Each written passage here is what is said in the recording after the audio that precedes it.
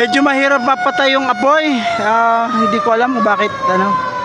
Kanina pa ang dami ng fire truck pero still buhay yung apoy.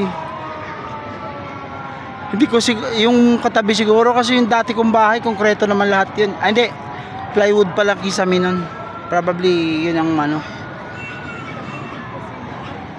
Yun yung nilalamon ng apoy. Kaya pangit talaga yung... Dati may batay daan sa house. Pangit talaga na ang kisame mo ay ano. Kaya dapat ano, fiber cement.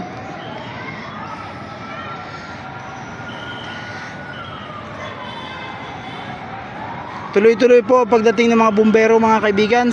As of now, nasa 10 bumbero or 12 na siguro to ang nakapila. Pero hindi lang kasi may dalawang fire truck pa dun sa loob.